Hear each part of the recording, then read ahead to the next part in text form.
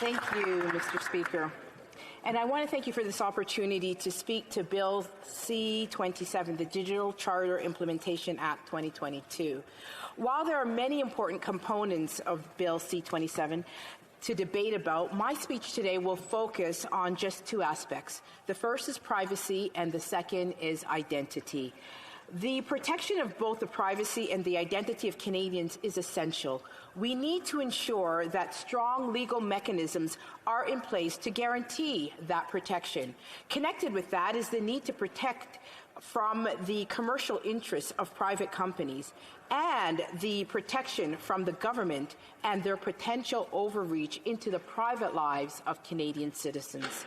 Consequently, I believe a national digital charter is needed and needed urgently. To protect Canadians, it is important that we have a piece of legislation that acts as an umbrella to protect Canadians from government and to uphold the privacy of Canadians' data and their digital identities. The second part of my speech will highlight some of the breaches that have occurred over the past 3 years. These breaches drive home the urgent need for more stringent protection for Canadians when it comes to privacy and when it comes to protecting their private information. Privacy rights are at the heart of any democracy. They are necessary for reinforcing the limits and boundaries between private citizens, their government, and the private sector. In Canada, individual liberties are guaranteed by Section 7 of the Canadian Charter of Rights and Freedoms. And our Chief Justice of the Supreme Court has made comments on this. She stated that liberty depends and mandates respect for an individual and his or her right to be free from government restraint, except as authorized by law. Justice McLaughlin further states that and explains why it is important for government to keep the people informed and to answer questions. She states, people who possess power, even a small administrative power, may use information that they should not have improperly. And even if they don't, the individual fear that they may use it often leads to an unwilling compliance. Just as we have fundamental freedoms entrenched in the highest law of our land to protect us from government encroachment of our freedoms, I also believe that it is necessary to have a digital data privacy legislation, and that is a fundamental right that urgently requires strengthening of legislative protections and enforcement. That is why we need a federal digital charter that will act as an overarching piece of legislation. However, Bill C-27, the Digital Charter Implementation Act, falls short of this very important objective. The Office of the Privacy Commissioner for years has made several calls for reform. Privacy watchdogs have repeatedly lamented that our federal privacy laws are outdated, that they fail to provide the needed legal protections in an increasingly digital world. Canadians also have serious concerns about privacy. First, about how their private information is being used and what large corporations and governments are doing with it. Second, these concerns have turned into a fear because of the misuse and abuse of private information in the recent years. This leads me to the second point of my speech.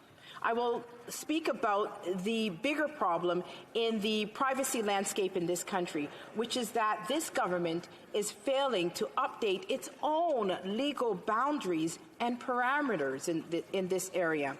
The reality is that this bill does not touch on the Privacy Act and the act that governs the government, and that this digital charter does not cover how this government handles the information it collects from Canadians.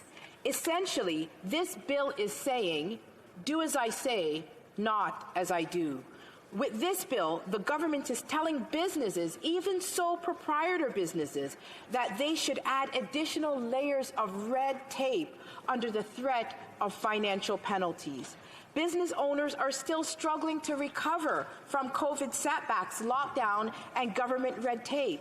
My fear is that many of these small businesses, subject to these new requirements, will not be able to survive, and they will not have the capacity to implement some of these new requirements.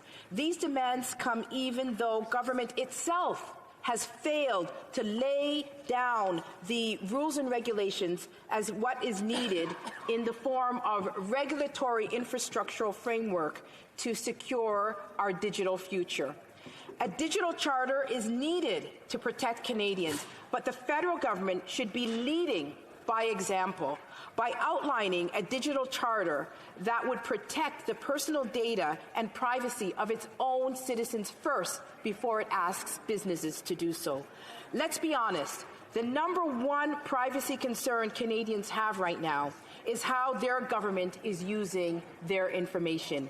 These fears were exacerbated during the trucker convoy, when Canadians' bank accounts were frozen and property confiscated through the abuse of the Emergencies Act.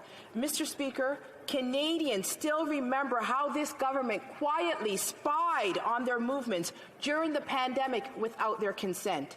A year ago, it was discovered that the Public Health Agency of Canada was tracking Canadians' movement during the pandemic. This was done without their knowledge, and they wanted to keep doing it quietly for years in the future. But it was this Conservative opposition that discovered this breach and stood up for Canadians. We demanded answers from the Public Health Agency. The way the data was collected, how it was defined, what third parties were privy to the data, whether any data was re-identified. You see, Mr. Speaker, it is important that the government answers these questions and set standards, because it is falling short of its own requirements.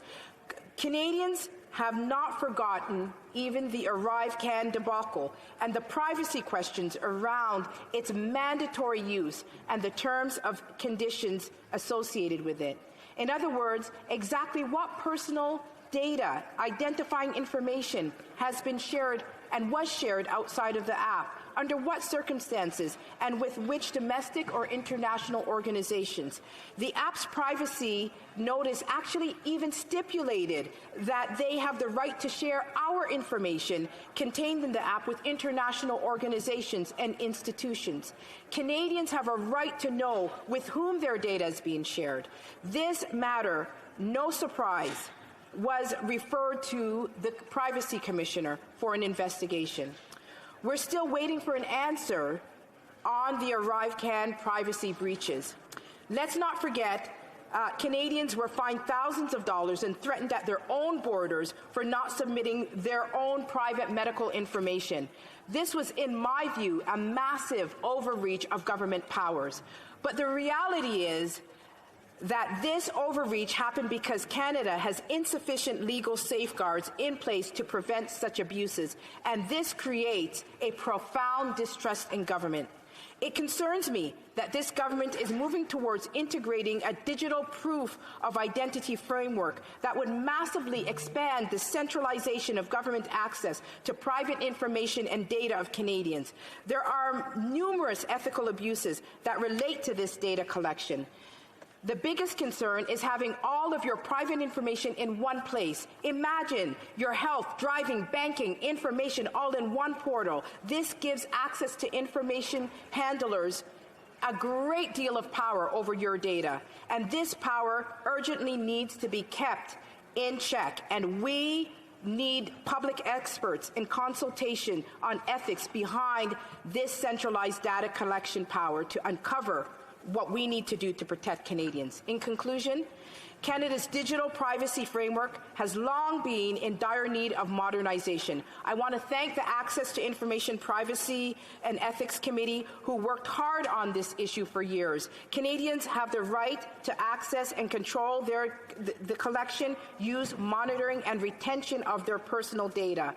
However, in Canada, the Liberal government is failing Canadians by not prioritizing its own accountability when it comes to protecting privacy rights. This bill sadly fails to put forward a rigorous and comprehensive legislative framework that will defend Canadians' data, privacy, and digital identities now and in the future. Questions and comments? Question commentaire, the Honourable Parliamentary Secretary to the Government House Leader. Thank you very much, Mr. Speaker. We heard some fairly outlandish claims about government illegally monitoring Canadians, which, I think is extremely bold to say the least. I'm curious if the member has any factual facts to back up that claim, or if that is just another conspiracy theory being led by Conservatives and the alt-right wing of the party. The Honourable Member for Haldeman Norfolk. Mr. Speaker, this is a part of the problem why Canadians do not distrust government. Because when Canadians raise concerns, the Liberals label them, degrade them, make fun of them, and call them conspiracy theories instead of dealing with the real issues of fears that Canadians have. And yes, the news report indicated that Canadians' privacy were breached during COVID, and that is factual. Thank you. The Honourable Member for Abitibi-Témiscamingue. Thank you, Mr. Speaker. Well, I've decided to ask ChatGPT another question. I asked ChatGPT if it could compose a question about the importance of protecting privacy and data under C-27, which is what her speech was about. It said, here's a question that you can ask your Conservative colleague. How do you think that C-27, which aims to modernize the Privacy Act, which is already an improvement compared to my last question, how could it better protect Canadians' privacy? And what are the key points that you would like to see in this bill to ensure that private data is properly protected? And so with this question, the AI is really impressing me because it's addressing the role of the official opposition, which is not just to complain, but actually to propose ideas. So I'd like to hear that from my colleague because there weren't that many constructive elements in her speech. Ada Haldeman Norfolk. Well, thank you, my friend. I beg to disagree. There were largely areas of constructive discussions in my speech, and I will highlight some of them for my friend. Number one, our government needs to have a framework, an infrastructural framework that will protect Canadians' privacy before it can demand that of businesses. Businesses which are already saddled with red tape do not even have the mechanism to put this in place, nor does our federal government have the structure to put this in place, but they're demanding that the business sector do that with sweeping loopholes that could violate Canadians' privacy. So the first thing that we need to do, the federal government, is ensure that the Liberals put in place a legislative framework that will set the foundation for privacy, digital privacy in Canada. Thank you.